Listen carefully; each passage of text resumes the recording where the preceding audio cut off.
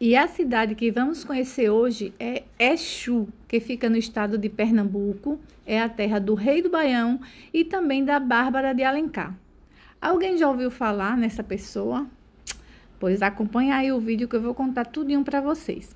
Nós saímos do Crato, no Ceará, com destino a Exu, porque ficava mais próximo, né? Se a gente saísse do Crato, a gente gastaria 65, 66 quilômetros para chegar na cidade. E do Recife, que é a capital, 630 quilômetros. Então, estamos aí, ó, já passando na divisa entre o Ceará e Pernambuco. Vocês já veem que a estrada já dá uma mudada.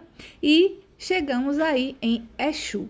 Por essa entrada, a gente vê essa praça, em homenagem, lógico, ao Luiz Gonzaga. E logo à frente tem o Parque Asa Branca, onde fica o Museu do Gonzagão. Gente, vamos lá para eu contar um pouquinho da história da cidade, né? Quem nasce em Exu é exuense. E antes que alguém pergunte se o nome da cidade tem a ver com a entidade espiritual da Umbanda, não tem nada a ver, tá? Porque a cidade foi colonizada por portugueses. Então, falando nisso, alguém sabe dizer a origem do nome? Coloca aí nos comentários, porque eu tenho duas versões. Uma que foi dada esse nome pelos índios, devido à enorme quantidade de abelhas que existia na região, chamada Enxu ou Inxu. Aí eles abreviaram para Exu. E essas abelhas, elas tinham um ferrão que causavam bastante dor. Outra versão vem da tribo Ansu, que é da nação dos Cariris. Então, também o nome saiu de Ansu e ficou Exu. Se alguém tiver alguma outra história em relação a esse nome, coloca aí nos comentários para a gente saber. Enquanto vocês vão olhando aí, eu vou falando um pouquinho da cidade. Então, a cidade, ela está localizada entre Pernambuco e Paraíba e bem na Chapada do Araripe. Os índios que que moraram aqui na região foram expulsos por fazendeiros que estavam em busca de água e terreno bom para cultivo e criação animal. Esses fazendeiros vieram da Bahia. E depois chegaram jesuítas que ficaram um tempo na cidade e construíram uma capela ao Senhor Bom Jesus dos Aflitos, que tornou-se padroeiro da cidade. E quem é pernambucano e tem acima de 50, com certeza lembra de uma briga que existia entre as famílias Sampaio, Alencar e Saraiva.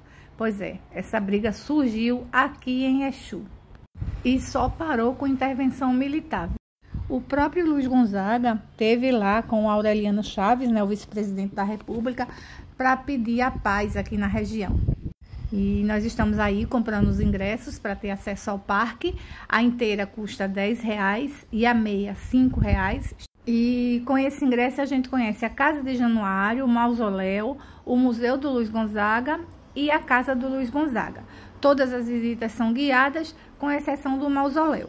Ao lado da casa do pai do Luiz Gonzaga tem uma pousada, é a pousada Januário. Essa pousada tem 5 quartos e dizem que em cada quarto tem 7 camas, mas ela não fica aberta para a gente fazer visita, né? Então, aí dentro do parque tem a casa, como vocês estão vendo, junto da casa tem a pousada e no final da casa tem um banheiro, um masculino e um feminino, que ele coloca o feminino como Carolina e o masculino como Anselmo, né? Depois tem o museu, que fica praticamente no centro do terreno. Ao lado do museu tem um palco, olha só, enorme. Tem um palco que fica de frente para um outro palco. Esse outro palco já foi Gonzaguinha que fez, chamado de Palco Gonzaguinha, que é esse que eu vou mostrar para vocês agora. Olha só, esse aí já foi Gonzaguinha que fez, foi um palco em homenagem a ele. E na frente, a casa do Luiz Gonzaga. Junto da casa do Luiz Gonzaga tem uma outra pousada, que é a pousada Santana, né, o nome da mãe dele. E essa pousada era destinada a casais e aos amigos de Luiz Gonzaga, músicos, enfim, quem ia para ficar um pouquinho de tempo mais com ele. E não poderia deixar de ter, né, uma casinha de reboco, que é uma réplica da casa onde Luiz Gonzaga morou e onde tantos sertanejos, né, nordestinos do passado moravam. Tem alguns que moram até hoje, viu? E vamos agora conhecer a Casa do Januário por dentro, né? Uma casinha bem simples, bem pequena, foi construída por Luiz Gonzaga e seu Januário morou apenas 4 anos nessa casa. O primeiro quarto da casa é o quarto do casal, que conserva os móveis originais, né? Apenas uma cama, um baú onde eles guardavam as roupas e a penteadeira com enfeites, né? Com fotos, jarro de flores e algumas fotografias na parede. A sala chama logo a atenção uma foto enorme do seu Januário. Ao lado tem uma sanfona de 8 baixos que ele não terminou de construir. E de frente tem o segundo quarto, que é o quarto onde seu Januário faleceu. Tem apenas umas fotos na parede, uma cama de solteiro e a cadeira de rodas. Então, minha gente, a visita foi guiada, mas a guia falava bem rápido as coisas. Eu vou tentar passar aqui para vocês com as minhas palavras, né? Na sala tem fotos da família, fotos do casamento das filhas de Luiz Gonzaga. Tem um quadro enorme do seu Januário, a última sanfona que ele não chegou a terminar, faleceu antes, radiola, um oratório com a imagem do Padre Cícero, porque assim como Luiz Gonzaga, ele também era devoto do padre. A cozinha tem uma cristaleira que ainda guarda algumas louças da época, né, que eles usavam. A pia eles modificaram, colocaram um balcão de inox e esse fogão aí, que era um fogão de última geração na época, assim como os potes de armazenar água. Tem ainda esse quartinho que estava fechado na cozinha, que por hora estava desativado, não deu pra gente saber o que é que tinha.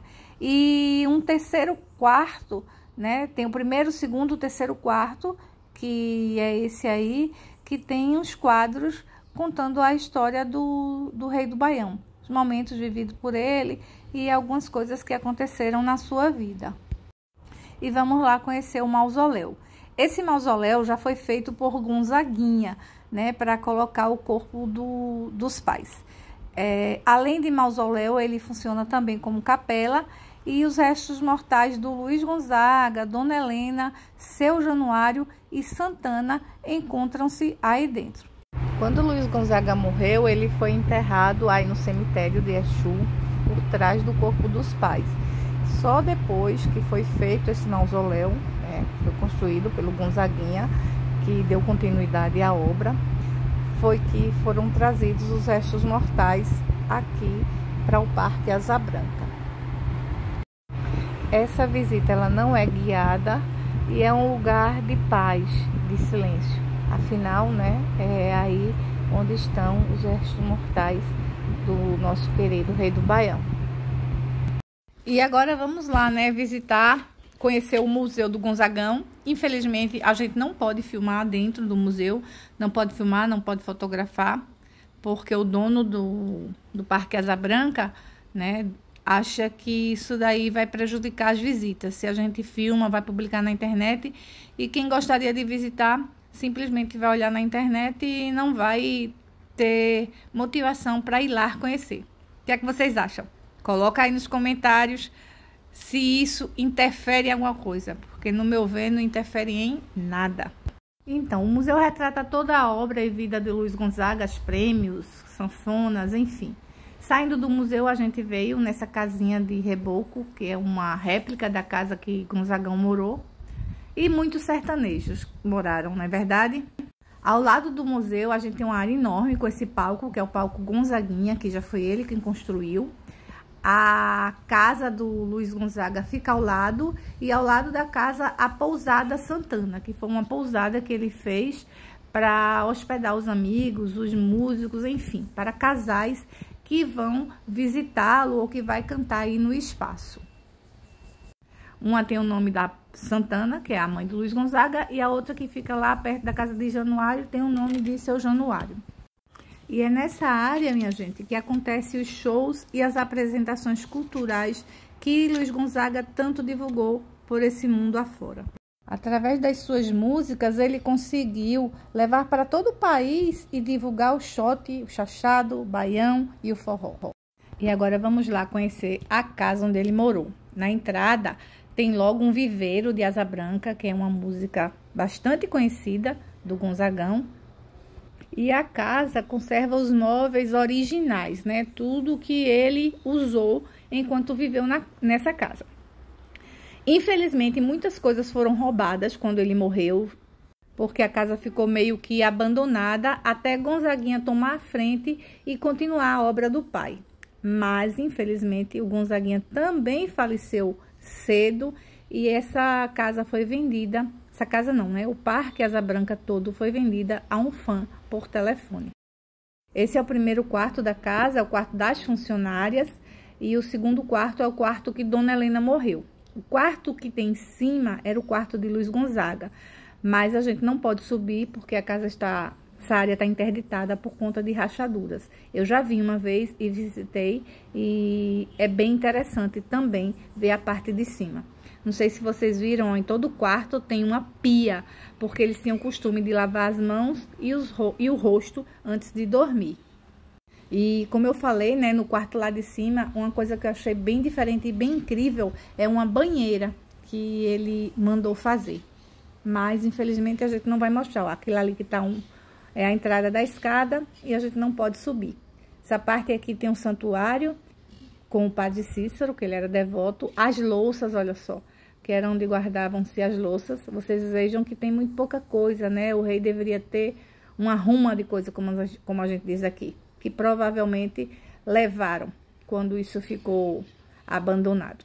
Ao lado desse guarda-louça tem uma adega, né? Ele já não bebia mais, mas sempre tinha para servir seus convidados.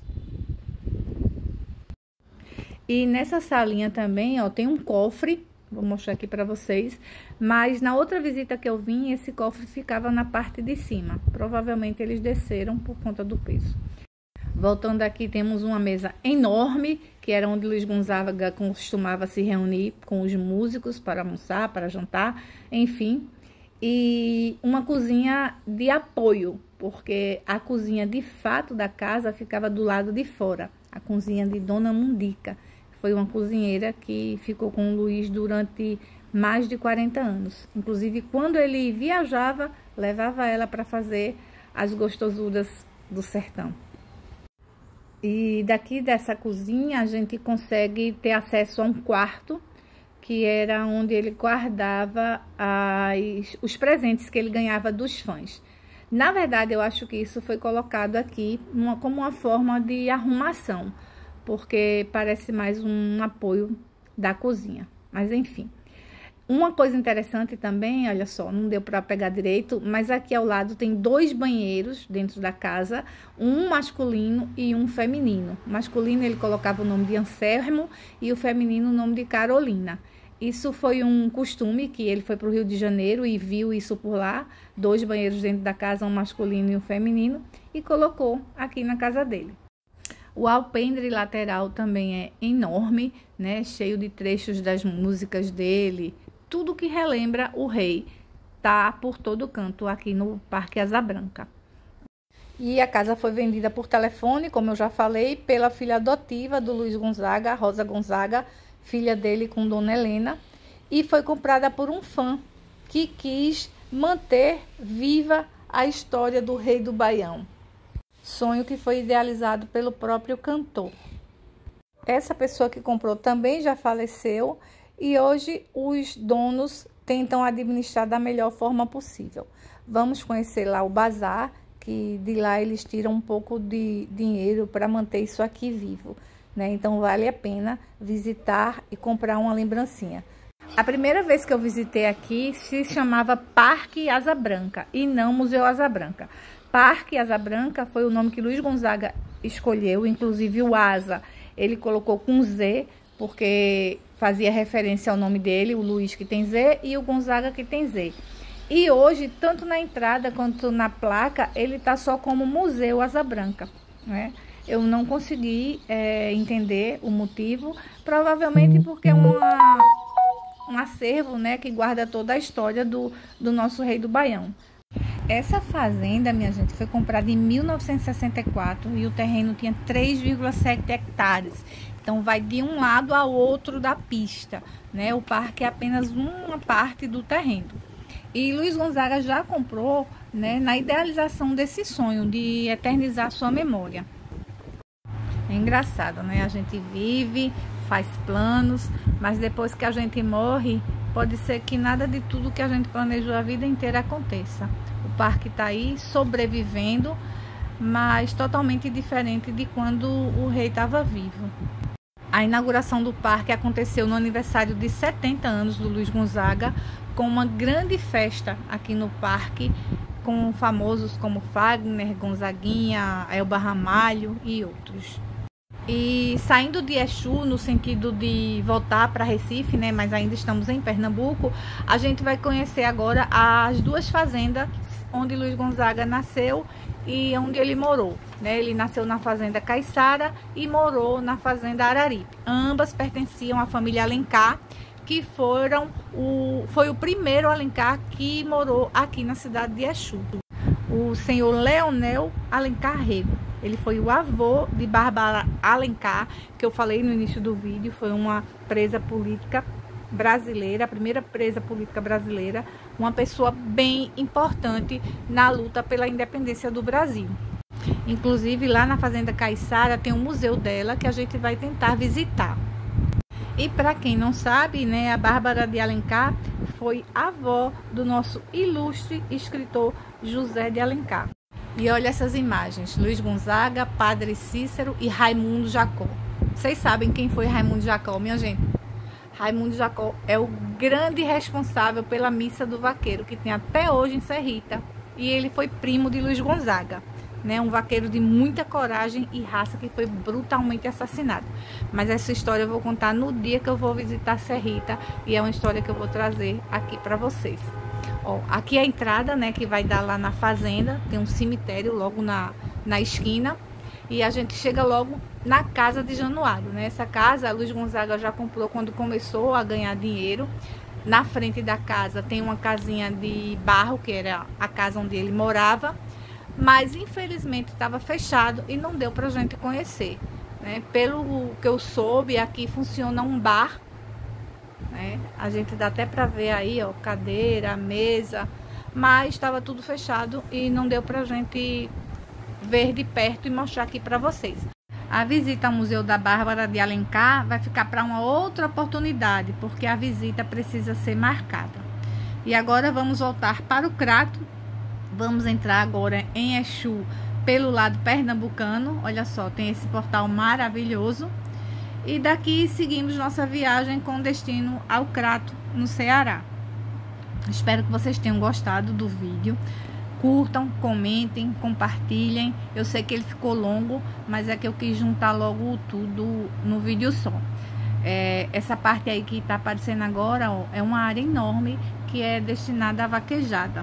E é isso, um pouquinho da história do Luiz Gonzaga, um pouquinho da história do Exu.